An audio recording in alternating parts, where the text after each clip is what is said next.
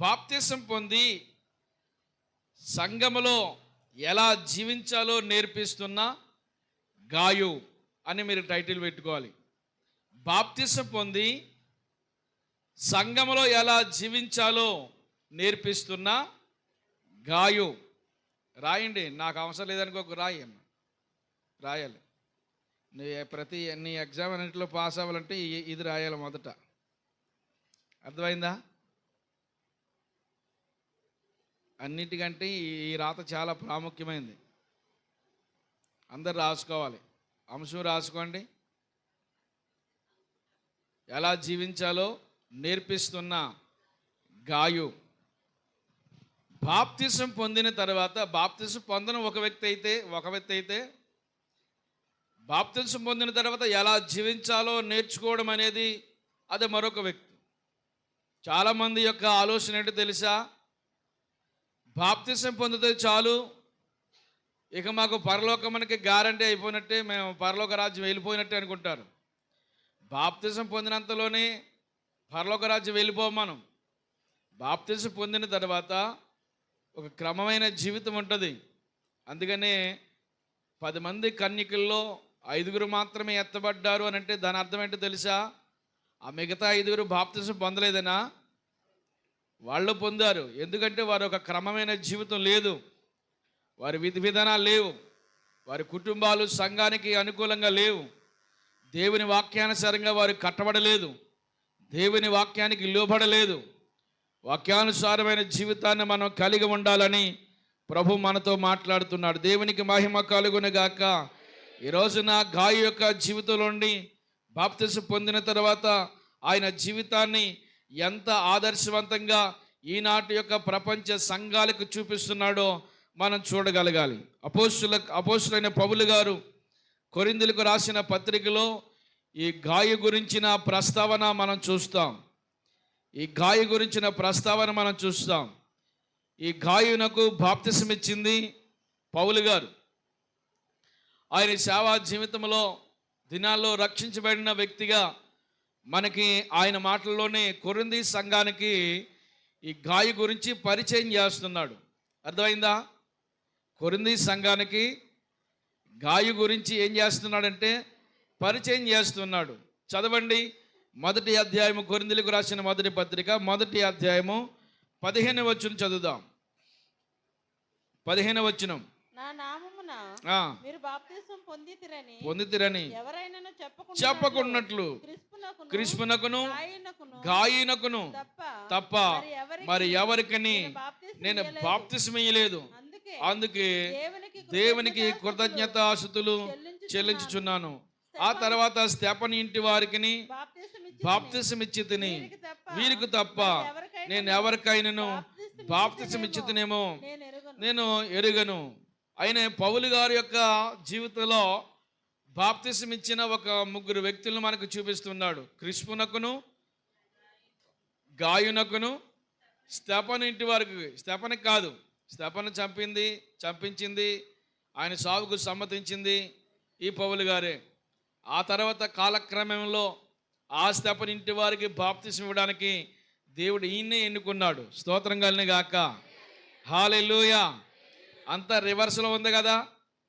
ఆ స్తెఫను ఇంటి వారికి బాప్తిసం ఇవ్వడానికి ఎవరిని ఎన్నుకున్నాడు దేవుడు? ఈ పౌలు గారిని ఎన్నుకున్నాడు. క్రిస్పునకు బాప్తిసం ఇచ్చినట్లుగా చెప్తున్నాడు. ఆ తర్వాత గాయునకు బాప్తిసం ఇచ్చి తిని, వీరికి తప్ప నేను ఇంకెవరికి బాప్తిసం ఇవ్వలేదు. ఆ తర్వాత స్తెఫను ఇంటి వారికి నేను బాప్తిసం ఇచ్చాను. అంటే అపోస్తలుడైన పౌలు గారి యొక్క పరిచర్య ఏంటో తెలుసా? సువార్త ప్రకటించడం, అనేక మందిని ప్రభువులోనికి నడిపించడం, అనేక మంది ప్రభువులోనికి ప్రతిష్ఠత చేయడం, దేవుని యొక్క సువార్త చెప్పి ప్రభు యొక్క సన్నిధానంలో వారిని ప్రతిష్ఠత చేసి దేవుని రాజ్యానికి సిద్ధపరచడం పౌలు గారు చేసే పని. దేవునికి మహిమ కలుగును గాక. ఈ గాయునకు ఏం చేశానని చెప్తున్నాడు ఈయన? బాప్తిసం ఇచ్చాడు. బాప్తిసం ఇవ్వాలంటే మరి మొదట ఆయనకి వాక్యం చెప్పాలి కదా. బాప్తిసం ఇవ్వాలంటే ఆయన దేవుని గురించి తెలుసుకోవాలి కదా. దేవుని గురించిన సంగతులు తెలుసుకుని యేసుక్రీస్తు ప్రభు యొక్క యేసుక్రీస్తు ప్రభువారు రక్షకుడు, దేవుడు. ఆయన మా పాప జీవితముల కొరకై ఈ లోకానికి వచ్చి శ్రమపడి ఆయన చిత్రహింసలు చేయబడి, ఆయన సిలువ వేయబడి చనిపోయి మూడో దినాన్ని తిరిగి లేచాడు. ఆయన నమ్మితే మా జీవితానికి కూడా ఇదిగో మోక్షరాజ్యం వస్తుందని విశ్వసించిన తర్వాతే బాప్తిసం పొందాలి. అపోస్తలుడైన పౌలు గారి యొక్క మాటల్లో క్రీస్తుని నిజరక్షకుడిగా అంగీకరించాడు ఈ గాయు. ఆమెను చెబుదాం. అంగీకరించి దేవునికి తన్ను తానుగా అప్పగించుకున్నాడు. దేవునికి తన్ను తానుగా అప్పగించుకున్నాడు. ఇప్పుడు ఆ గాయు గురించి యావత్తు సంఘాలకి చెప్తూ ఉన్నాడు. యావత్తు సంఘాలకి ఆ గాయు గురించి, జీవితం గురించి చెప్పడానికి పౌలు గారు ఇష్టపడుతున్నాడు. అని అంటే బాప్తిజం పొందిన తర్వాత ఈయన పౌలు గారిని ఎడబాసి వెళ్ళిపోలేదు. మరలా ఆయన గురించి ప్రస్తావన చేస్తున్నాడు అని అంటే పౌలు గారిని విడిచి వెళ్ళిపోలేదు. దేవునికి మహిమ కలుగునుగాక. హల్లెలూయా. అందరూ దేవునికి స్తోత్రం చెబుదాం. మనము దేవుని యందు విశ్వాసం ఉంచి యేసే క్రీస్తు అని నమ్మి బాప్తిసం పొంది సంఘంలో చేర్చబడిన తర్వాత ఒక క్రమమైన భక్తి జీవితాన్ని కలిగి మనం ఉండాలి. ఈ రోజున సంఘాలు ఎలాగున్నాయంటే, సంఘాల పరిస్థితి ఒక స్థిరత్వం లేని జీవితాలు ఉన్నాయి. ఒక పాస్టర్ గారితో ఒక పాస్టర్ గారే స్టాండర్డ్గా ఉండాలనేది ఏమీ లేదు. అనేక సంఘాలు తిరిగేవారు చాలామంది ఉన్నారు. స్థిరత్వం లేని మనస్తత్వంలో చాలామంది బ్రతుకుతూ ఉన్నారు. ఇక ఒక స్టాండర్డ్ అనే భక్తిని నేర్చుకోలేని క్రమంలో చాలామంది మనకు కనిపిస్తూ ఉన్నారు. బాప్తిసం పొందిన తర్వాత ఒక నమ్మకమైన జీవితాన్ని కలిగి ప్రభు సన్నిధానంలో మనం ముద్రించబడాలి. దైవ సేవకుని యొక్క క్రమశిక్షణలు నడిపించబడాలి. ఒక వ్యక్తికి, ఒక కుటుంబంలో ఉన్న వ్యక్తికి తండ్రి ఎంత అవసరమో అలాగే సంఘంలో ఉన్న మనిషికి కూడా దైవజనులు అంతే అవసరం. ఆమేన్ చెబుదాం. ఆమేన్ చెబుదాం. సంఘంలో ఉన్న వారికి ఎవరు ఉండాలి? ఒక దైవజనుడు ఉండాలి. ఒక దైవజను యొక్క బోధలో, దైవజను యొక్క క్రమశిక్షణలో, ఆ కట్టుబాటులో ఎవరైతే ఇష్టపడి ఈమిడి దానికి లోబడి జీవిస్తారో వారి జీవితాలు చాలా ఫలభరితంగా ఉంటాయి. కొంతమంది ఆ కట్టుబాటు లేకుండా, హద్దు ఆపు లేకుండా వారి ఇష్టానుసారమైన జీవితాన్ని జీవించడానికి ఇష్టపడతారు. అలాంటి ప్రక్రియలో మనం ఉండకుండా ఉందుముగాక. దేవుని యొక్క సంఘములో ఒక క్రమశిక్షణ అయిన జీవితం కలిగి ప్రభువునకు ఇష్టలుగా మార్చబడుదుముగాక. అందరు దేవుని స్తుతులు చెబుదాం. ఈ గాయి ఎవరు? గాయి నుండి మనం నేర్చుకోవాల్సిన జీవితాలు, ఆ పాఠాలు ఏమున్నాయి? ఈ గాయు సంఘానికి ఏమి నేర్పిస్తున్నాడు అని కొన్ని నిమిషాలు మనము ఈయనకు ఒక వృత్తాంతంలోకి వెళ్తే, అపోస్తుల కార్యాల గ్రంథం సంఘ చరిత్రకు ఎంతో ఆదర్శవంతమైన గ్రంథం. కొత్త నిబంధన సంఘ చరిత్రకు ప్రతి సంఘానికి మూలాలు మనం చూడాలి అంటే అపోస్తుల కార్యాలే మనకు ఆధారం. ఆమేన్ చెబుదాం. సంఘ విస్తరణలో ప్రతి సమాధానము మనకి అపోస్తుల కార్యాల్లో దొరుకుద్ది.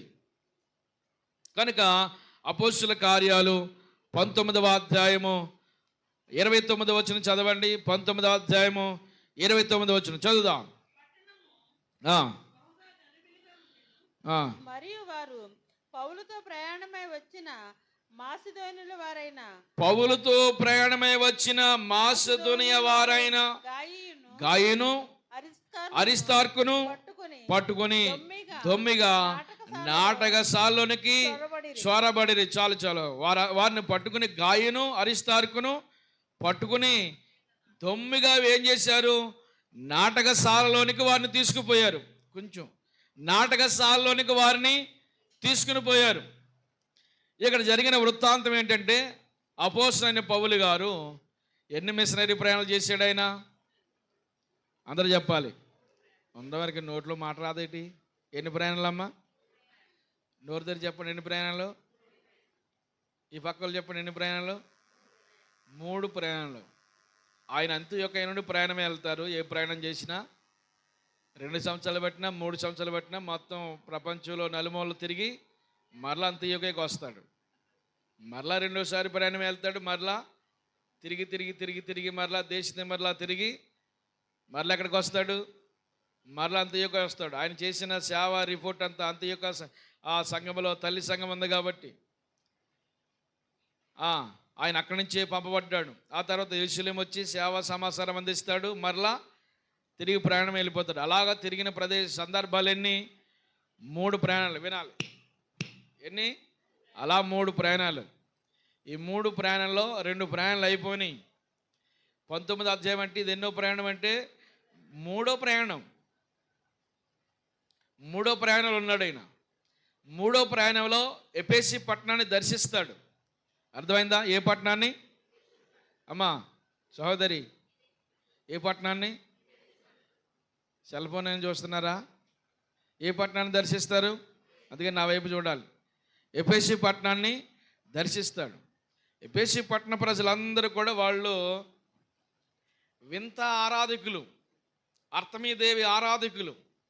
అర్తమీదేవి మహాదేవి అని చెప్పి వాళ్ళు ఒళ్ళు కోసుకుని రక్తం తీసి ఏకంగా 2 గంటల సేపు ఏకదాటిగా అరిచారంట. ఎన్ని గంటలు? ఒళ్ళు చీల్చుకుని బేళ్ళతో కత్తులతో కోసుకుని అర్తమీదేవి మహాదేవి అని ఏం చేస్తూ ఉన్నారు? 2 గంటల సేపు ఏకదాటిగా అరుస్తూ ఉన్నారు. వంత అరుపులు. ఈ అరుపుల్లో ఇక్కడ పౌలు గారు చేస్తున్న పరిచర్యకు అనేక మంది తండోపతండలుగా ప్రజలు వస్తున్నారు. దేవుడు అద్భుతాలు చేస్తున్నాడు. యేసుక్రీస్తు ప్రభు నిజమైన దేవుడని ఒప్పుకుంటున్నారు. అల్లరి ఎక్కువైపోతూ ఉంది. అల్లరి ఎక్కువైపోతుంది. నానాటికి అల్లరి ఎక్కువైపోతూ ఉంది. ఆ అల్లరిలో పౌలు గారితో పాటు ఈ గాయి కూడా ఉన్నాడు. అర్థమైందా? పౌలు గారితో పాటు ఈ గాయి కూడా ఉన్నట్లు కనపడుతుంది. ఏ దేశస్తుడిగా కనపడుతున్నాడు ఇక్కడ మనకి? మాసిదోనియా వాడైనా ఉంది లేదా? 29వ వచనంలో మాసిదోనియా వాడు. ఎవరు వాడు? మాసిదోనియా వాడు. ఎలా? వినాలి. ఎక్కడ వాడు? మాసిదోనియా ఎక్కడుంది? మాసిదోనియా అనేది ఐరోపా ఖండంలో ఉంటుంది. మ్యాప్లో మీకు తర్వాత ముందు చూపించాను కదా, ఒకసారి చూస్తారా మాసిదోనియా ఎక్కడుందో? మ్యాప్ చూడండి. అపోస్తలుడైన పౌలు గారు తిరిగిన ప్రదేశాలు అనే దాంట్లో అక్కడ మాసిదోనియా కనపడుతుంది. ఉందా? ఇంకా మ్యాప్ ఏది ఇలాంటుంది. కొంతమంది సహోదరుల కంటే దేవుని దయవల్ల మ్యాప్ చిరిగిపోయింది. ఉందా? మ్యాప్ ఉందా? అపోస్తలుడైన పౌలు గారు తిరిగిన ప్రదేశాలు అని ఉన్న తర్వాత బాక్స్ ఉంది కదా రైట్లో.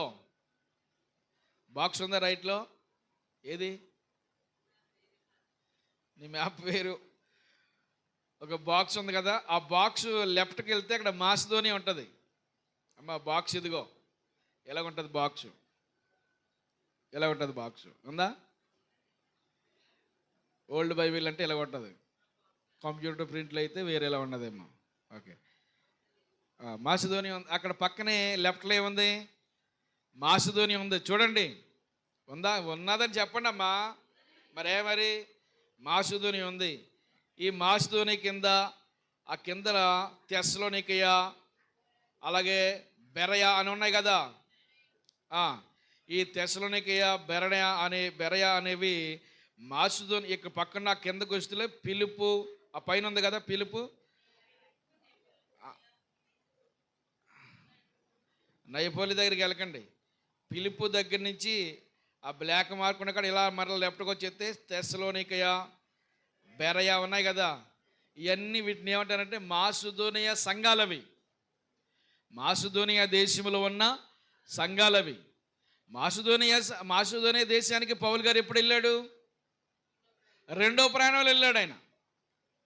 అపోస్తలుల కార్యాలు 16వ అధ్యాయాలు చూస్తే ఆ పిలుపు పట్టణం గురించి మనం జ్ఞాపకం చేసుకున్నప్పుడు ఎన్నో ప్రయాణం అది? 16వ అధ్యాయంలో 2వ ప్రయాణం. 18వ అధ్యాయానికి వచ్చేలో 3వ ప్రయాణం అయిపోద్ది. 13వ అధ్యాయం నుంచి 15వ అధ్యాయం వరకు మొదటి ప్రయాణం. 15వ అధ్యాయం నుంచి 18వ అధ్యాయం వరకు 2వ ప్రయాణం. ఇక 18 నుంచి చూసుకుంటే అది 3వ ప్రయాణము. కనుక ఈ 2వ ప్రయాణంలో ఎక్కడికి వెళ్ళాడు ఆయన? మాసిదోనియా దేశం వెళ్ళాడు. అప్పుడు ఎప్పుడో ఈయన సువార్త విని ఉండాలి. ఎవరు? ఈ గాయు. అప్పుడు ఎప్పుడో సువార్త విని ఉండాలి గాయు. ఇంకా ఈయన గురించి మరి కాస్త డీటెయిల్కి వెళ్తే 20వ అధ్యాయం చూడండి. ఈ గాయ గురించి ఒకవేళ మరికొన్ని విషయాలు మనము నేర్చుకోవాలంటే, ఇంకా ఈయన గురించి మనం వినాలంటే 20 అధ్యాయం చూడమ్మా, 4 వచ్చును. అపోస్తలుల కార్యాలు 20 అధ్యాయం 4 వచ్చును. పుర్రు కుమారుడును ఆ. బెరయా పట్టణస్థుడునైన ఆ, సుపాత్రును ఆ, దశలోనికైలో ఆ. అరిస్తార్కును ఉమ్, సెకుందును ఉమ్. దెర్బే పట్టణస్థుడైన గాయును దెర్బే పట్టణస్థుడైన గాయీను. ఎవరు ఇక్కడ మరలా ఎవరు కనపడుతున్నారు? దెర్బే పట్టణస్థుడైన గాయీను. అంటే ఈయన దెర్బే పట్టణస్థుడై ఉండి, ఈయన బహుశా మాసిదోనియా ప్రాంతం అంటే ఇది పెద్ద వ్యాపార కేంద్రం. అది ఫిలిప్పు పట్టణం, ఈ ప్రాంతం అంతా వ్యాపార కేంద్రం. తుయితైర పట్టణస్థురాలైన లూదియా కూడా అలాగే బిజినెస్ పర్పస్ అక్కడికి వెళ్ళి ఏం చేస్తూ ఉండేది? సీజన్ వేరీగా బిజినెస్ చేస్తూ వస్తూ ఉండేది. అలాగే ఈ యొక్క దెర్బే పట్టణస్థుడైన ఈ గాయు కూడా బిజినెస్ పర్పస్ వెళ్ళి అక్కడ స్థిరపడిపోయి ఉండొచ్చు, అక్కడే ఉండొచ్చు. అక్కడ మొత్తానికి ఈయన పౌలు గారి ద్వారా ఏం విన్నాడంటే దేవుని మాటలు విన్నాడు, స్వార్థ విన్నాడు. స్తోత్రం కలుగును గాక. అందరు దేవుని స్తోత్రం చెబుదాం. పౌలు గారి ద్వారా ఏం విన్నాడమ్మా? స్వార్థ విన్నాడు. విన్న స్వార్థను వ్యర్థపరచుకోలేదు, దేవుని మాటలు వ్యర్థంగా విడిచిపెట్టలేదు. విన్న మాటలన్నీ హృదయంలో భద్రం చేసుకున్నాడు. భద్రం చేసుకున్న ఈ వ్యక్తి యేసుక్రీస్తు ప్రభు సన్నిధానములో నిశ్చయం చేసుకుని ప్రభు రక్తములో కడగబడ్డాడు. కడగబడిన అనుభవంలోకి వచ్చాడు. విన్న తర్వాత విడిచిపెట్టలేదు. చాలామంది వింటారు, ఎన్ని మాటలు చెప్తామో, ఎన్ని మాటలు చెప్పినా చెప్పడం వరకే. నోవహు కాలంలో కూడా ఎన్నో మాటలు చెప్పాడు ఆయన, ప్రజలు విన్నారా? వినలేదు. ఈనాడు కాలంలో కూడా ఎంతోమంది దైవజనులు చెబుతున్నారు, ప్రజలు వింటున్నారా? వినడం లేదు. కానీ పౌలు గారు చెప్పిన మాటలో ఈ గాయు విన్నాడు. అర్థమైందా? గాయు విన్న తర్వాత జీవితాన్ని మార్చుకున్నాడు. ఆయన వెళ్ళిన పర్పస్ ఏమైనా కావచ్చు, ఆయన బిజినెస్ పర్పస్లో వెళ్ళి ఉండొచ్చు, మొత్తానికి వెళ్ళి అక్కడ స్థిరపడి ఉండవచ్చు. ఆ స్థిరపడ్డ వ్యక్తి జీవితాన్ని వ్యర్థం చేసుకోకుండా దేవుని సన్నిధానంలో తన జీవితాన్ని మార్చుకున్నాడు. దేవునికి మహిమ కలుగునుగాక. గాయు అనే పేరునకు అర్థము సంతోషం, ఆనందం. ఆనందం. గాయు అనే పేరుకి అర్థం ఆనందం. ఆనందానికి మరొక పేరు ఏం కలపచ్చు? సంతోషం. సంతోషం. లోకంలో లేని సంతోషం దేవుళ్ళో ఉందని గమనించి ఎక్కడికి వచ్చాడు? లోకంలో ఉన్న వ్యక్తి దేవుళ్ళలోకి వచ్చాడు. స్తోత్రం కలుగును గాక. హల్లెలూయా. చాలామంది అనుకుంటారు, హలో బాబు ఇలా చూడు, చాలామంది అనుకుంటారు లోకంలో చాలా సంతోషం ఉందనుకుంటారు. ఏదైనా ఒక తీర్థం జరుగుతుంది అనుకోండి, ఆడికి వెళ్తే నలుగురు మొఖాలు చూడొచ్చు, అవన్నీ అవి తిరిగి పెద్ద పెద్ద అవన్నీ ఉంటాయి, అవన్నీ మొత్తం షాపింగ్ అంటూ ఉంటుంది. ఆడికి వెళ్తే ఏదో ఆనందం వస్తుందని కొంతమంది ఏం చేస్తారు? అలా వెళ్ళిపోతారు, చట్టాల మట్టిలోకి వెళ్ళిపోతారు. ఎక్కడికి ఏదైనా ఒకటి జరుగుతుందండి, ఇక సుబ్బారెడ్డి జరుగుతుంది అనుకోండి, అలాగే వెళ్ళిపోతారు. అక్కడ దొరికితే అలాగే వెళ్ళిపోతారు. అలాగే వెళ్ళిపోతారు. వెళ్ళిపోతారా? కొంతమంది వెళ్ళిపోతారు. కొంతమంది అదొక ఆనందం. ఎక్కడుంది ఆనందం? లోకంలో ఉందని. ఇక్కడ ఏదైనా మన వాళ్ళు ఇందాక చెప్పినట్లుగా ఏదైనా డ్యాన్స్ బేబీ డ్యాన్స్ చేశారనుకోండి, ఏం చేస్తారు? డ్యాన్స్ బేబీ డ్యాన్స్ ఏంటి, మన వాళ్ళు కొంచెం వాళ్ళు కూడా చేస్తున్నారు. పెళ్ళిళ్ళకి ఇలాంటి బేరాలు ఎక్కువైపోతున్నాయి ఈ మధ్యకాలంలో. అందులో ఉంటుంది ఆనందం. అమ్మా జడెద్దిగా నాకు లోక సంబంధమైన అన్నీ చాలామంది ఏమనుకుంటారు? వాటిలో ఆనందం ఉందనుకుంటారు. వాటిలో ఏ విధమైన ఆనందం ఉండదు. దేవుని స్తోత్రం కలుగును గాక. నిజమైన ఆనందం మన యేసయ్యలోనే ఉంది. స్తోత్రం కలుగును గాక. ఏమండి, లోకములో లేని ఆనందం మన దేవుల్లో మనకు దొరుకుతుంది. లోకములో లేని తృప్తి మన దేవుల్లో మనకు దొరుకుతుంది. మన దేవుని సన్నిధానంలో నిజమైన ఆనందం ఉంది అన్న విషయం మనం గమనించాలి.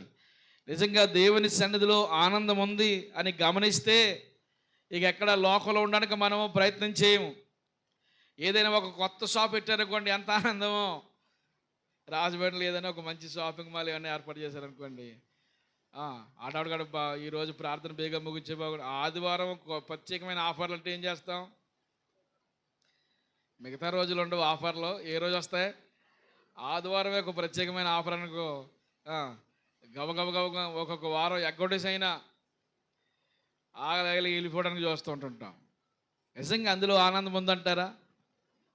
చెప్పాలి అమ్మా సహోదరి, ఉందా ఆనందం? దేవుని సన్నిధానంలో ఉన్న ఆనందం ఈ ప్రపంచంలో ఎక్కడికి వెళ్ళినా మనకు దొరకదు. దేవుని సన్నిధి కొరకు ఒక ప్రత్యేకమైన సమర్పణ కలిగిన వ్యక్తులుగా మనందరము మార్చబడుదుముగాక.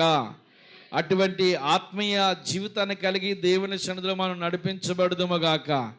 దేవుని సన్నిధి ఎప్పుడు దొరుకుద్ది అనే సన్నిధిలో గడిపే దినం.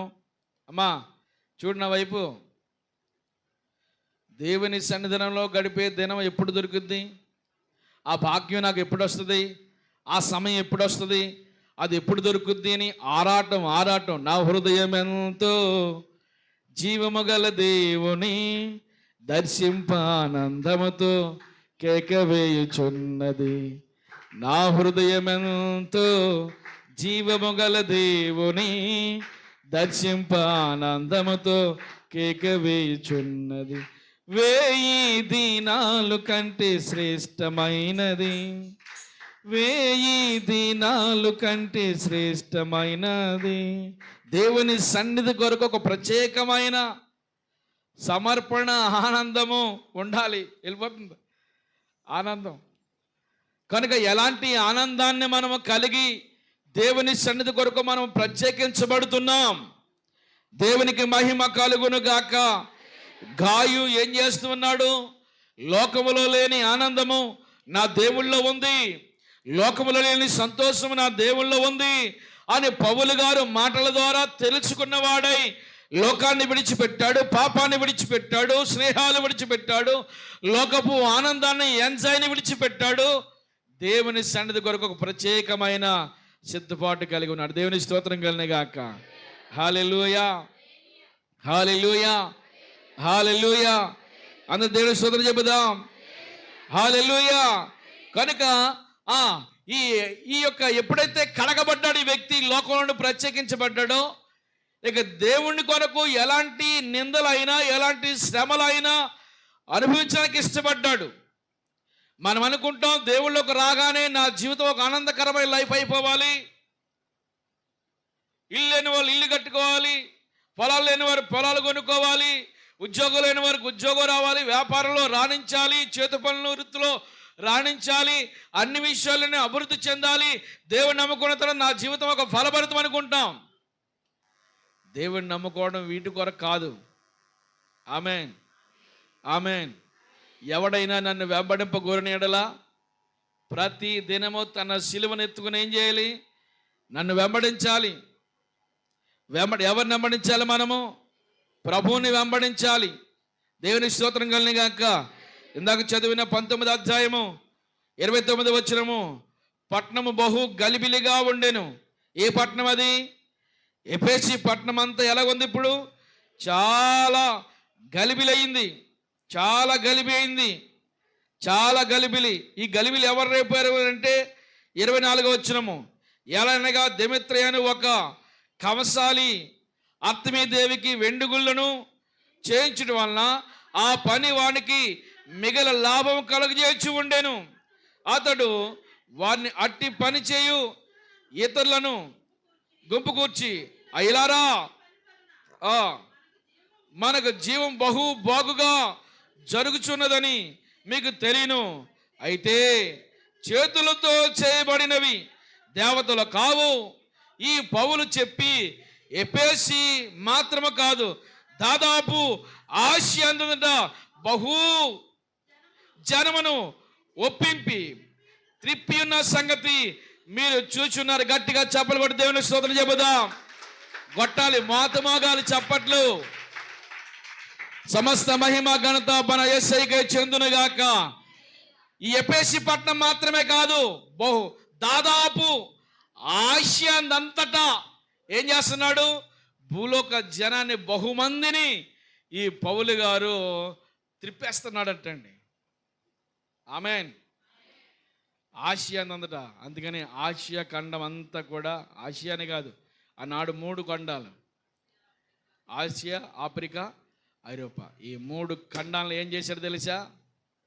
ఏమంటే దేవుని వైపుకు త్రిప్పినవాడు. దేవుని స్తోత్రం కలను గాక. హల్లెలూయా. ఆసియా దాదాపు ఎఫెసీ పట్టణం మాత్రమే కాదు, దాదాపుగా ఆసియా ఖండం అంతా బహుజనాన్ని అతని వైపు తిప్పిన సంగతి మీకు తెలుసు. ఇతను ఏం చెప్తున్నాడు? చేతులతో చేయబడినవి దేవుడు కాదు అని చెప్తున్నాడు. ఈ పని వల్ల మనకేం జరుగుతుంది? బహు లాభము. ఆ రూపాలు, దేవుడి రూపాలు ఇవన్నీ చేస్తున్న ఈ కంసాలి దెమెత్రి అనేవాడు ఈ పనిలో ఉన్నవాడిని చాలామందిని పోగు చేసి వ్యతిరేకం చేశాడు అందరినీ. ఇప్పుడు ఈ యొక్క ఎఫెసీ పట్టణం అంతా గొప్ప అల్లర్లెగిసిపోయింది, గొప్ప జనములు వ్యతిరేకమైపోయారు. ఈ సందర్భంలో ఈ యొక్క పౌలు గారితో మాసిదోనియా నుంచి వచ్చిన ఈ గాయి కూడా ఉన్నాడు. ఏమండి, గాయుని ఏం చేశారంటే పట్టుకుని నాటకశాలలోనికి తీసుకుపోయారు. చాలా చిత్రహింసలు చేశారు. ప్రభు కొరకు ఎన్నో శ్రమలు పడ్డాడు, బహు గాయపరచబడ్డాడు. దేవుని నమ్ముకోవడం అంటే ఎన్ని శ్రమలైనా ప్రభు కొరకు మనం నిలబడే వ్యక్తులుగా మార్చబడదుముగాక. అందరూ స్తోత్రం చెప్పండి, అందరూ స్తోత్రం చెప్పండి. ఎన్ని శ్రమలు రాని, ఎన్ని కష్టాలు రాని, ఆకలవని, దప్పికవనేవి, నిందలవని, అవమానాలు కానీ ఎన్ను రాని దేవుని కొరకు నిలబడాలి. ఎంత నష్టపోయినా పర్లేదు, మన ద్వారా దేవుని నామం హెచ్చించబడాలి. దేవునికి మహిమ కలుగును గాక. హల్లెలూయా. చిన్న మాట ప్రభు కొరకు పాడలేం. ఏంటంట? చిన్న మాట ప్రభు కొరకు పాడలేం. చిన్న మాటలకి పెద్ద ఫీలింగ్స్ పెట్టేసుకుంటుంటాం. చిన్నపిల్లనే ఆ పిల్లని ఏదో అన్నారట, 4-5 వారాల నుంచి ప్రార్థన మానేసింది. పిల్లలకి ఫీలింగ్సే. ఎక్కడి నుంచి వచ్చినాయి ఫీలింగ్స్? పెద్దోళ్ళ నుంచి. పిల్లలకి దైవికమైన విషయాలు, లక్షణాలు నేర్పించాలి. స్తోత్రం కలిగిన గాక. నేర్పించాలంటే ఎవరిలో ఉండాలి? అవి పెద్దవారిలో ఉండాలి. పెద్దవాళ్ళే ఎద్దుల్లా తయారవుతే పిల్లలు ఏమి నేర్చుకుంటారు? ఇంకా వాళ్ళు మొద్దుల్లా తయారవుతారు, అంతే కదా. హలో, అర్థమైందా? పెద్దల యొక్క గద్దింపు ఏమండి, అది తైలాభిషేకంగా తీసుకోవాలి. స్తోత్రం కలిగిన గాక. ఎవరు అట్టి మనసు కలిగి ఉంటారో వారు ఆత్మీయ జీవితంలో చాలా ఆశీర్వదించబడతారు. స్తోత్రం కలిగిన గాక. ఆత్మీయ జీవితంలో దినదినం మనం ఏం చేస్తుండాలి తెలుసా? ఎదగాలి. హలో, ఒక మొక్క నాటామనుకో ఏమవుతుంది? ఎదుగుద్ది కదా. ఎదిగేది ఏం చేసిన తర్వాత పూత పోస్తుంది. పూత పూసిన తర్వాత కాయలు కాస్తుంది. కాయలు కాసిన తర్వాత అవి ఫలవర్ధులుగా మార్చబడతాయి. ఆ తర్వాత అందరికీ ఉపయోగపడతాయి. దేవునికి మహిమ కలుగునగాక. మనం ఎక్కడేసిన గొంగలి అక్కడన్నట్లుగానే ఉండకూడదు. ఎక్కడ ఆ బాప్తిసం పొందిన తర్వాత ఏమి ఆత్మీయ జీవితాన్ని సమాజానికి చూపించగలిగావు? ఏమండి, ఎంతవరకు, ఎంతకాలం నుండి మనం ప్రభువులో ఉన్నాం? ఎంత ఆత్మీయ జీవితాన్ని సమాజానికి పంచుతున్నాం? ఈ రోజున ఈ గాయి చూడండి, ఆయన బాప్తిసం పొందిన తర్వాత పౌలు గారిని వెంబడిస్తున్నాడు. మాసిదోనియా దేశాన్ని విడిచిపెట్టేశాడు. ఇంకా ఎక్కడో దెర్బే పట్టణస్థుడు మాసిదోనియా దేశంలో స్థిరపడ్డాడు. తర్వాత పౌలు గారిని వెంబడించి ఎఫెసీ పట్టణం వచ్చాడు. ఎఫెసీ పట్టణంలో బహు శ్రమలు, బహు కష్టకరమైంది. ఎఫెసీ పట్టణస్థులు ఎలాంటి వారంటే, ఉదయకాలం ఎఫెసీ పత్రిక ధ్యానిస్తున్నాం. జూమ్ మీట్లోకి చాలామంది రారనుకోండి, మీరు లేవర్లే. ఎఫెసీ పట్టణాన్ని ధ్యానిస్తున్న పత్రికలో ఆ ప్రజల గురించి పౌలు గారు మాట్లాడుతున్నది ఏంటో తెలుసా? వీళ్ళు మృగాల్లాంటి వారు. ఎలాంటి వారు చెప్పండి? ఎలాంటి వారు? మృగాలు. మనుషులే, కాకపోతే ఎలా ప్రవర్తిస్తారు? ఒక్కొక్కసారి మృగాల్లా ప్రవర్తిస్తారు. ఎంత చెప్పినా వినరు. రేయ్ కూర్చోలేరా, చాలా మంచోడు బాబు, నువ్వు కూర్చో. దేవుని స్తోత్రం చెబుదాం, మరోసారి స్తోత్రం చెబుదాం. మనుషులు ఎలా ప్రవర్తిస్తారు? కొన్ని మార్లు మృగాల్లా ప్రవర్తిస్తారు. ఎఫెసీ పట్టణం ఎలా వస్తుంది, ఎలాంటి వారంటండి? పూర్వం పూర్వం ఒక పట్టణం గురించి రాయబడింది ఇలాగా. పూర్వం ఒక పట్టణం గురించి. ఏ పట్టణం అంటే అది అశ్షూరు దేశం. ఏ దేశం అది? అశ్షూరు దేశం. వాళ్ళు పోరాడే సమయంకి వచ్చేదానికి ఒట్టి చేతులతో సింహాలతో కూడా పోరాడతారంటండి. అంటే అంతటి ధైర్యవంతులుగా వాళ్ళ గురించి చరిత్రకి వెళితే అశ్షూరు దేశస్తులు ఏమాత్రం కూడా మానవత్వం లేకుండా బ్రతికేవాళ్ళు. గర్భిణీ స్త్రీలను చూడకుండా వారు కడుపులు చీల్చి ఆ పిండాలు బయటకు తీసి ఆకాశానికి ఎగరేసి కత్తులతో కోసి నరికి అలాగ అది ఆడ ఆనందం ఏంటో మరి తెలియదు, అలాగ ఆనందించేవారటండి. ఇశ్రాయేలు ప్రజల్ని బహుగా హింస పెట్టినవారు. పసిపిల్లల్ని పట్టుకుని ఇంక చంపడం. ఎంత భయంకరమైన సిచ్యువేషన్లో జీవితాలు గడుపుతారు. అలాంటి మృగ స్వభావం లాంటి వారు ఎవరు? వాళ్ళు ఎఫెసీ పట్టణస్తులు. ఆ పట్టణంలో పౌలు గారితో కలిసి పరిచర్యలో పాలు పొందుకున్నాడు. దేవుని స్తోత్రం కలగాక. పరిచర్యలో మనం పాలు భాగస్సులు కావాలి. ఏమండి, పరిచర్య ప్రార్థనకు రావడమే మనకు ప్రాణాలు త్యాగం చేసినంత పని అయిపోతుంది. ఇక సహకరించిన మాట అట్టించు. ప్రార్థనకు రావడమే ప్రాణత్యాగము. ఈరోజు నేను ప్రాణత్యాగానికైనా వెనుకాడలేదు, ప్రార్థనకు వచ్చేసాను అన్నట్టు ఫీల్ అయిపోతున్నా. దేని కొరకు? ప్రార్థనకి రావడమే ప్రాణత్యాగం చేసినంత ఫీల్ అయిపోతున్నారు ఈనాటి కాలంలో. ప్రార్థనకు వచ్చిందని అమ్మయ్య వచ్చేసింది అమ్మ ప్రార్థనకి, అమ్మాయి అమ్మ పోలే బాగానే వచ్చింది, రాత్రి ఇంకా వస్తారేమో ఇంకా వస్తుందేమో అని చూస్తున్నా. ఎక్కడ వస్తుంది?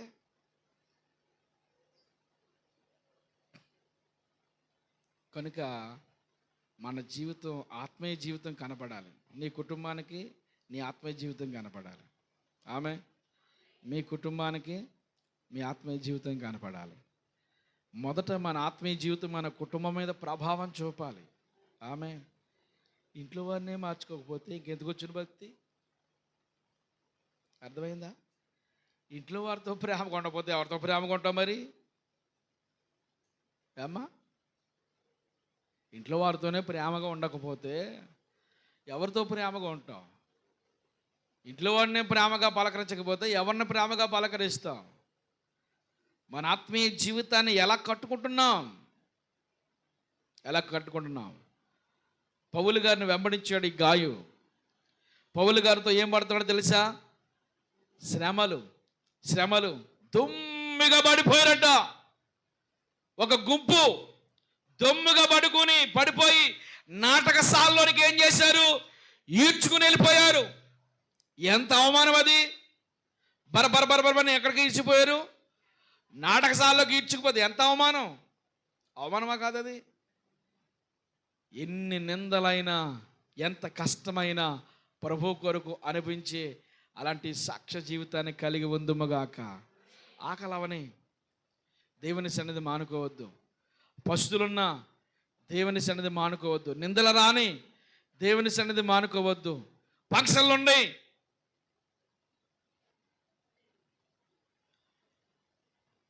అవతల వాళ్ళ నుండి నేరం పడినా పర్లేదు. తెలుసా, నన్ను ఎవరైనా ప్రార్థన రోజుని రమ్మన్నారు అనుకోండి, నేను రాలేదనుకోండి, నేను వెళ్ళలేదనుకోండి, వాళ్ళు నాతో మాట్లాడుతూ మానేశారు అనుకోండి, మాట్లాడి ఏమైంది? నా దేవుడు మెచ్చుకున్నాడు కదా. అవునా?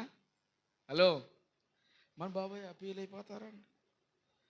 అయిపోతారని కాదు, వెళ్ళి తిరిగేయాలని ఆశ ఉన్నదే, వెళ్ళి తిరిగేసి వచ్చేసాం. ఏదో వంక తిరిగేసి రావడానికి, అంతేనా? ఆ వంకనన్నా చూసొచ్చేద్దారని వంక కావాలి, ఏదో రకమైన వంక కావాలి మనకు. ఈ రోజున ఏదైనా ఒక బలమైన కార్యక్రమాలు మీ గృహాల్లో లేవు కనుక కనపడ్డావు. ఉంటే కనపడతావమ్మా? ఏళ్ళు ఎవరికి వెళ్తుంది? ఉంటే కనపడతావా? మీ అక్కగారింట్లో ఫంక్షను కనపడతా, మీ అన్నయ్య గారింట్లో ఫంక్షను, మొత్తానికే సమాధి ఇంకా కనపడతావా? నా దేవుని సన్నిధిలో నేను నేరస్తుడిగా నిలబడకూడదు. దేవుని స్తోత్రం కలిగిన గాక. అందరి స్తోత్రం చెప్పండి. ఆ ఆత్మీయ జీవితం చాలా అద్భుతంగా ఉంటుందండి. ఆ ఆత్మీయ జీవితం కొందరికే సాధ్యమది, అందరికి కాదు. వినాలి, మీరు మాట్లాడుకోవద్దు. ఆ ఆత్మీయ జీవితం కొందరికే సాధ్యమది, అందరికీ కాదు. అది నిలబడేవారు, నిజాయితీగా నిలబడేవారు కొందరు మాత్రమే ప్రత్యేకించబడి ఉంటారు. ఎంతమంది చేత నేరం పడినా పర్లేదు, కానీ దేవునితో మాత్రం మనం నేరం పడకుండా ఉందుముగాక. అందరూ స్తోత్రం చెబుదాం. హల్లెలూయా. గాయు తన పట్టణాన్ని విడిచిపెట్టాడు, తన దేశాన్ని విడిచిపెట్టాడు, తన బంధువులను విడిచిపెట్టాడు, ఎక్కడికో ఎఫెసు పట్టణం వచ్చాడు. వీళ్ళందరూ ఎలాంటి వారంటే వీళ్ళు భయంకరమైన మృగ స్వభావం వాళ్ళు. మీరు పూర్వము చీకటి ఉంటిరి అంటాడు 4వ అధ్యాయంలో 8వ వచనంలో. మీరు పూర్వం ఏమై ఉంటారు? చీకటి. ఎవరు? ఎఫెసు పట్టణస్థులు, భయంకరులు. వీళ్ళతో ఎవరు పోరాడుతున్నారో తెలుసా? పౌలు గారు పోరాడుతున్నారంటే ఆయన దేవుని పిలుపు ఉంది కాబట్టి, దేవుని ఏర్పాట్లో ఉన్నాడు కాబట్టి, దేవుని ఎన్నికలో ఉన్నాడు కాబట్టి ఆయన నిలబడ్డాడు. మరి ఈయన కేవలం పౌలు గారు మాటల ద్వారా ఇంప్రెస్ అయ్యి దేవుని సేవలోకి వచ్చినవాడు. సహకారిగా నిలిచాడు, పౌలుతో పరిచర్యలో నిలబడ్డాడు, ఆత్మీయ జీవితాన్ని కట్టుకున్నాడు. ఇప్పుడు పౌలు గారితో ఏమనిపిస్తున్నాడు తెలుసా? శ్రమలు శ్రమలు శ్రమలు శ్రమలు. దేవునికి మహిమ కలుగును గాక. హల్లెలూయా, హల్లెలూయా. అందరూ స్తోత్రం చెప్పామ్మా. హల్లెలూయా. హల్లెలూయా అంటే ఎలా చెప్తున్నావే? హల్లెలూయా చెప్పు, గట్టిగా చెప్పండి. చేతులెత్తి చెప్పండి, చేతులెత్తి చెప్పండి, చప్పట్లు కొట్టి చెప్పండి. దేవునికి మహిమ కలుగును గాక. కేవలము పౌలు గారు మాటల ద్వారా ఇంప్రెస్ అయ్యి దేవుని పరిచర్యలోకి వచ్చిన వాడు. ఇప్పుడు నేను కూడా పౌలు గారితో సహకారిగా ఉండాలి, సువార్త పనిలో పాలు పొందాలి, ఆత్మీయ జీవితాన్ని కట్టుకోవాలి, దేవునికి నా జీవితాన్ని సమాజానికి సాక్షార్థంగా చూపించాలనుకున్నాడు. ఎన్ని శ్రమలైనా కానీ పౌలు గారితోనే ఉన్నాడు. దేవునికి మహిమ కలుగును గాక. హల్లెలూయా, హల్లెలూయా. ఎన్ని శ్రమలైనా, ఎంత వ్యతిరేకత రాని, ఎంత కష్టం రాని ప్రభువులోనే ఉండాలి. ఎలాంటి బలమైన పెని ఉప్పిన మన మీద ఉన్నా కానీ దేవుని సన్నిధి దాటుకుని మనం ఏ రోజు వెళ్ళిపోకూడదు. ఏమ్మా ఈరోజు ప్రార్థనకు రాలేదమ్మా, ఏం చెప్తావు సమాధానం? ఏం చెప్తావు సమాధానం? బలమైన కారణం ఉంటే పర్లేదు, ఏదో ఒక సోది చెప్పి దేవుని సన్నిధి ఎక్కడేసేవారు లేరనుకుంటున్నారా? లేరా? లేరా? లేరా? కానీ మనం వారిలాగా మనం ఉండకుండా ఉందుముగాక. ఎవరిలాగా? పక్క వారిని దేవుని సన్నిధి ఎగ్గొట్టి వెళ్ళిపోయి పక్కన కూర్చోకండి మీరు ఈ రోజు నుంచి. అలాగంటే ఇంకెవరు ఉండరేమో దేవుని సన్నిధిలో, ఎవరు ఉండరేమో. కనుక మరొక అంశంలోకి వెళ్దాం. రోమపత్రిక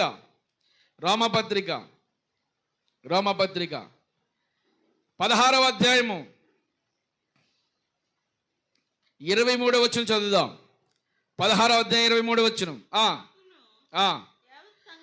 నాకును యావత్తు సంగమునకును ఆతిథ్యమిచ్చు గాయు మీకు వందనములు చెప్పుచున్నాడు. ఈ గాయు మీకు ఏం చేస్తున్నాడు?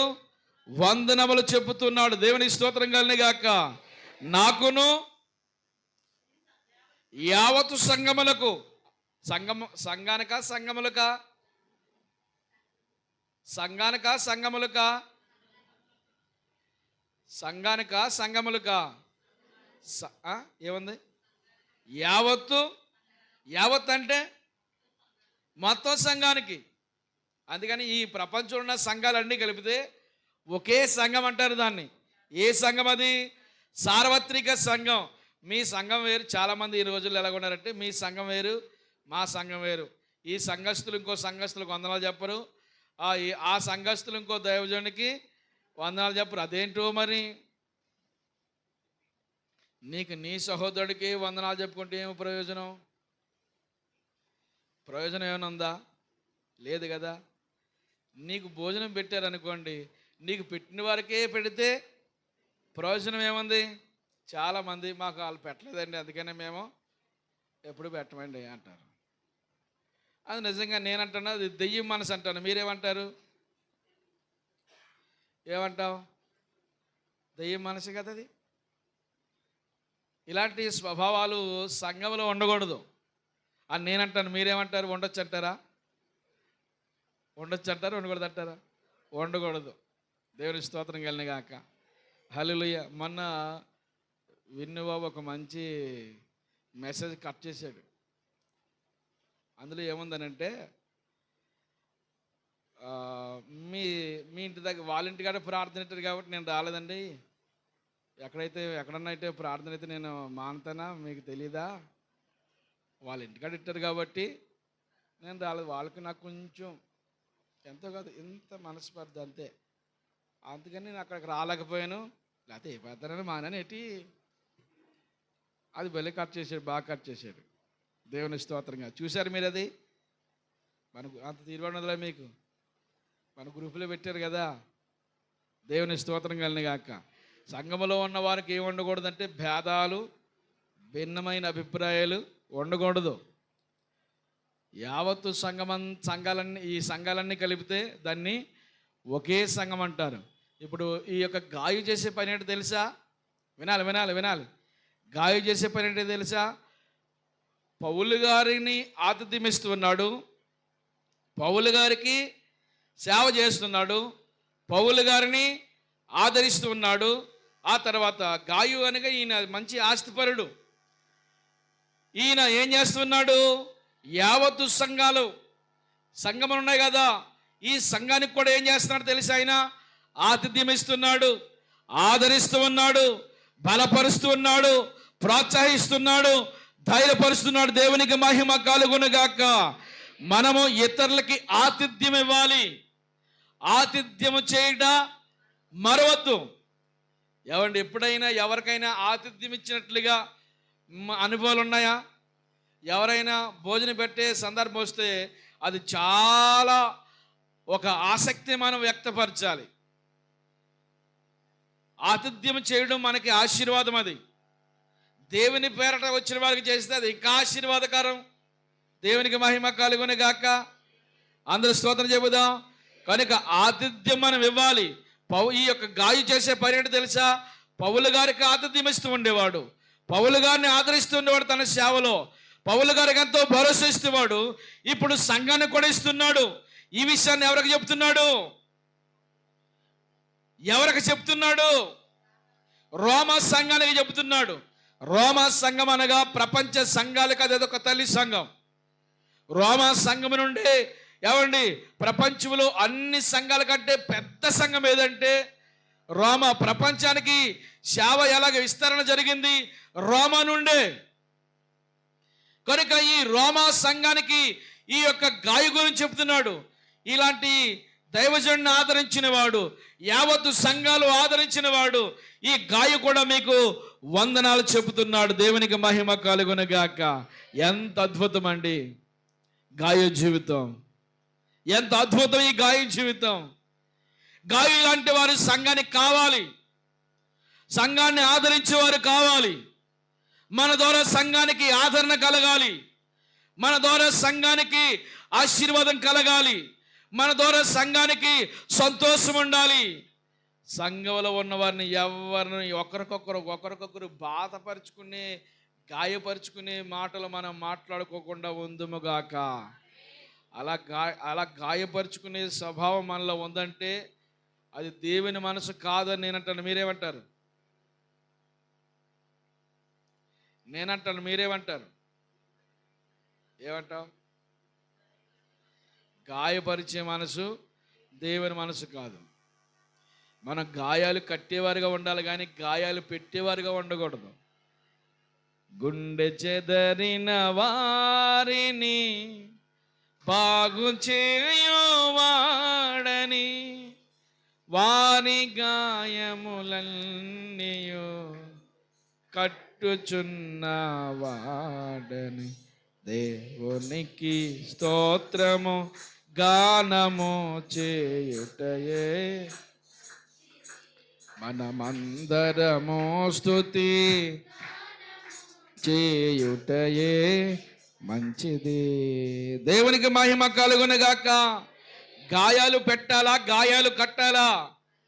గాయాలు కట్టాలి. గుండె చెదిరిపోయిన వారు ఉంటారు, మైండ్ చెదిరిపోయిన వారు ఉంటారు, అస్వస్థ కలిగిన వారు ఉంటారు, రోగాలతో ఉన్నవారు ఉంటారు, సమస్యల్లో ఉన్నవారు ఉంటారు, అప్పుల్లో ఉన్నవారు ఉంటారు, కృంగిపోయిన వారు ఉంటారు, నిరాశా స్థితిలో ఉంటారు, జీవితంలో ముందుకెళ్ళలేని పరిస్థితుల్లో అయోమయం కనిపిస్తులో కొందరు ఉంటారు.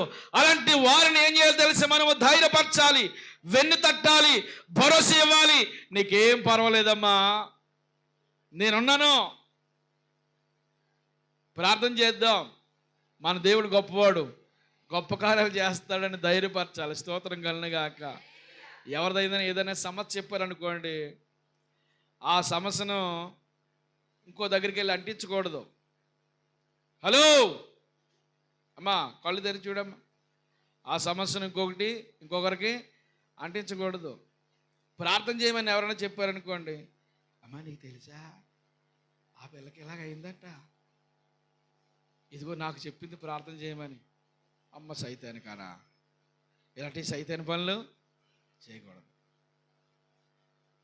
ఏదన్నా తోడు సహోదరుడు అని రహస్యంగా ఉంచుకుంటావని ఒక మాట చెప్పారనుకోండి, ఏం చేయాలి? రహస్యంగానే ఉంచు. ఎవరితో చెప్పకమ్మా, నాకు చెప్పాననే చెప్పొద్దు అంది. ఈవిడేం చేసింది? చెప్పేసింది. మరలా ఈవిడేం చేసింది? ఆవిడ చెప్పింది ఎవరికి చెప్పొద్దు ఈవిడ చెప్పేసింది. ఆవిడేం చేసింది? ఇది ఎవరికి చెప్పొద్దని ఈ మాట కంటిన్యూ అయిపోతుంది. ఎవరికో చెప్పొద్దు మొత్తానికి ఎంత పని చేసింది చూడు ఈ సైతాను. ఇది ఎవరి మనసు? ఇది సాతాను మనసు.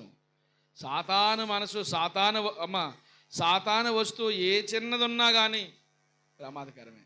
ఇసం ఎంత వేసినా ఎంతో తాగలేదమ్మా, ఎంతే తాగింది, అది ఇంతగా ఇలా కొట్లాడిపోతుంది ఏంటి, అదేంటి తాగింది? అది ఇసం కొంచెం అయినా ప్రమాదకరమే కదా. లోపల దాసింది దీనికెల్లా దొరికేసిందో. లోపల ఎందుకు దాసావు దాన్ని?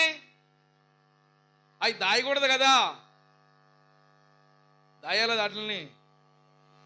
ఏ పురుగుల మందు కానీ, చీమల మందు కానీ, ఆ మందులు కానీ, ఈ మందులు కానీ, ఎక్స్పైర్ అయిపోయిన ట్యాబ్లెట్లు కానీ ఏమి ఇంట్లో ఉంచకుండా. అవి చాలా ప్రమాదం. ఎప్పుడైనా కోపం వచ్చినప్పుడు మింగేస్తారు. ఏమవుతుంది అనుకుంటాడు. ఒక ఆయన అలాగే మా ఊళ్ళో పిల్లల మీద కోపం నుంచి సరదాగా తాగేసాడు.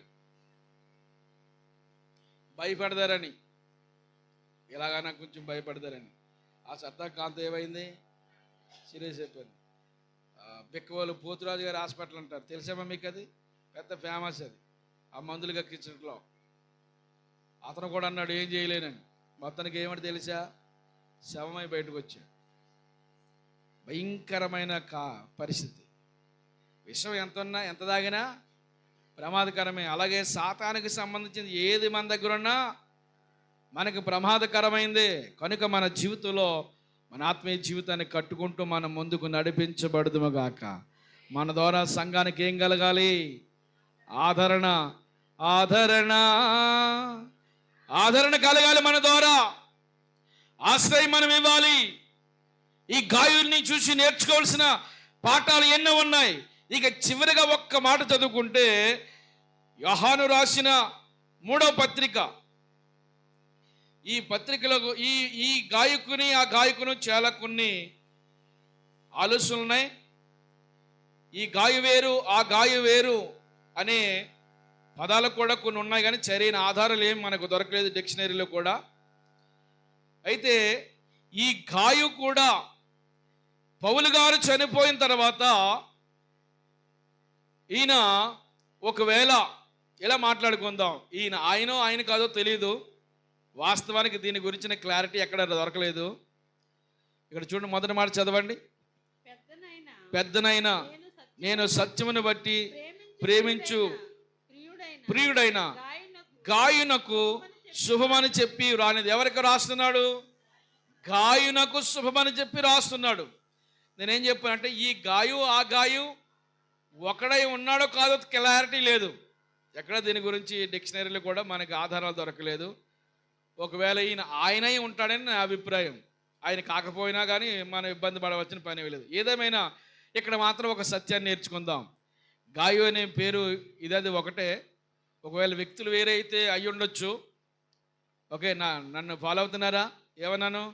ఆయనే అని కన్ఫామ్గా చెప్పట్లేదు. వ్యక్తులు వేరే ఉంటే ఉండొచ్చు, లేకపోతే ఆయనే ఈయన ఉండొచ్చు. పౌలు గారు బాగా ముందు చనిపోయాడు కనుక యోహాను ఈయన సుదీర్ఘ కాలము పరిచర్లో గొప్పగా వాడబడినవాడు. యేసుక్రీస్తు ప్రభు శిష్యుడు యోహాను గారు, ప్రభు రొమ్మును ఆనుకున్నవాడు, దేవుళ్ళలో బలమైన రీతిగా వాడబడిన యోహాను గారు. అలాంటి యోహానుకు ఈ గాయ ఎలా ఉన్నాడు తెలుసా? ప్రియుడిగా. ఏ పదం వాడబడింది? ప్రియుడైన గాయునకు. ఎవరన్నాడు? ప్రియుడైన గాయు అన్న. ప్రియుడైన గాయు. ఆ కింద మాట రెండో మాట ప్రియుడా అంటున్నాడు. మరలా రెండో మార్లు ఏమంటున్నాడు? మరలా ప్రియుడా అంటున్నాడు. ప్రియుడు అంటే చాలా ప్రాముఖ్యమైన వాడని అర్థం. ప్రియుడు అంటే చాలా ప్రేమ కలిగినవాడు, హృదయాన్ని హత్తుకున్నవాడు, ప్రాణానికంటే ఎక్కువగా ప్రేమించినవాడు. అందుకని ప్రియుడా అనే పదం ఎవరికి వాడుతున్నాడు? ఈయన గాయునకు వాడుతున్నాడు. ఇప్పుడు యోహాను గారికి ప్రియమైన వాడుగా, ప్రియాతి ప్రియమైన వాడుగా, ప్రాణాన్ని అంటుకున్నవాడుగా, ప్రాణప్రియుడిగా మారిపోవడానికి గల కారణం అంటే తెలుసా? ఈ యొక్క గాయు చేసిన పరిచర్య, గాయు యొక్క ఆత్మీయ జీవితం. అందుకంటున్నాడు ప్రియుడా, నీ ఆత్మ వర్ధలుచున్న ప్రకారం నీవు అన్ని విషయములోనూ వర్ధలుతూ సౌఖ్యంగాను ఉండవలనని ప్రార్థించుచున్నాను. నీవు సత్యమును అనుసరించి నడుచుకునిచున్నావు గనుక సహోదరులు వచ్చి నీ సత్య ప్రవర్తన గురించి సాక్ష్యం చెప్పగా బహుగా సంతోషిస్తున్నా. దేవునికి చప్పట్లు కొట్టి దేవుని స్తోత్రం చెబుదాం. హల్లెలూయా. సత్యాన్ని బట్టి ఏం చేస్తున్నాడు? ఈ గాయు నడుస్తున్నాడు. ఈయన సత్య ప్రవర్తన గురించి సహోదరులు వచ్చి ఏం చెప్తున్నారు? సాక్ష్యం చెబుతున్నారు.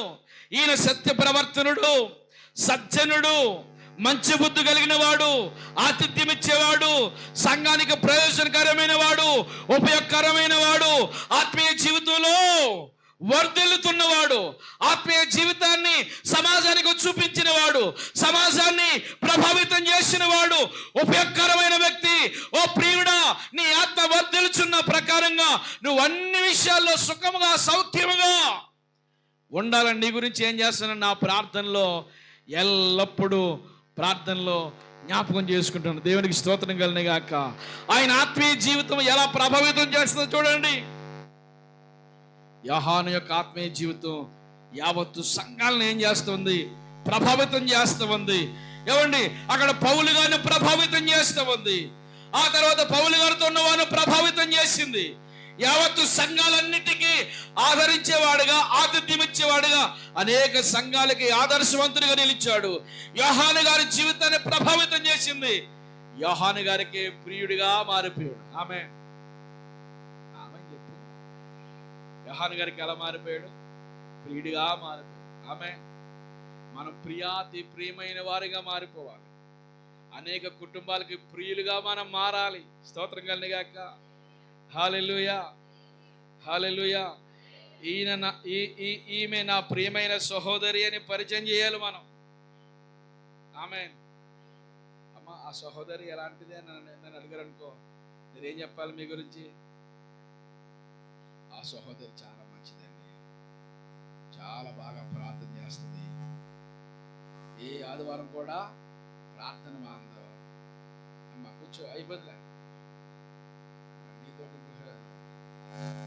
కనుక ఈ సహోదరి చాలా ఆత్మీయురాలండి, ఆత్మీయ జీవితం అండి. ఆవిడ ఆత్మీయ జీవితం అనేకులకు ఆదర్శవంతం అండి అని పరిచయం చేయగలిగిన స్థాయిలోకి మనం నడిపించబడుతాము గాక. యేసుక్రీస్తు ప్రభు హృదయాన్ని గెలుచుకున్నవాడు యోహాను కదా. మాట్లాడండి. యేసుక్రీస్తు ప్రభు హృదయాన్ని గెలుచుకున్నవాడు యోహాను. యోహాను హృదయాన్ని గెలుచుకున్నవాడు గాయు. ఆమేన్. యోహాను ఇప్పుడు యేసు ప్రభు స్థానంలో యోహాను పెట్టుకుంటే, ఇప్పుడు గాయుని చూడండి ఎంత ప్రియాతి ప్రియమైన వాడుగా, ప్రియాతి ప్రియమైన వ్యక్తిగా గాయుని గురించి పరిచయం చేస్తున్నాడు. నిజంగా ఈ పదము ఒక ప్రియురాలకు వాడవలసి వస్తే, అక్కడ యోనాతాను దావీదు హృదయాన్ని చూస్తాం. వాళ్ళ యొక్క ప్రేమ చాలా అద్భుతమైంది. ఇక్కడ మనకు ఎవరు కనిపిస్తున్నారు? గాయును, అలాగే యోహాను గారు కనిపిస్తారు. యోహాన్ని ఆశ్చర్యపరిచే రీతిలో ఇతని ఆత్మీయ జీవితం కనబడుతుంది. యోహాను గారు ఒక ఆత్మీయుడు.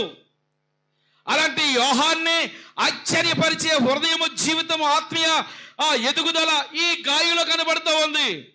మనము అలాంటి ఆత్మీయ జీవితంలో వర్ధిల్లుతూ ఉండాలి. దేవునికి స్తోత్రం కలుగును గాక. ఆత్మీయ జీవితంలో దిగజారిపోకూడదు. ఆత్మీయ జీవితంలో వర్ధిల్లాలి, ఆత్మీయత కనిపించాలి. అది ఎలా కనిపిస్తుందండి? క్రియారూపంగా, మన భక్తి శక్తిని బట్టి, మన ప్రవర్తన బట్టి కనిపిస్తుంది. అది ఎవరు చూపించాలి? అది మనమే చూపించాలి. ఆమె చెప్పండి. ఎవరు చూపించాలి? మనమే చూపించాలి. మన ఆత్మీయ జీవితాన్ని సమాజానికి ప్రయోజనకరమైన రీతిలో మలుచుకుందాం.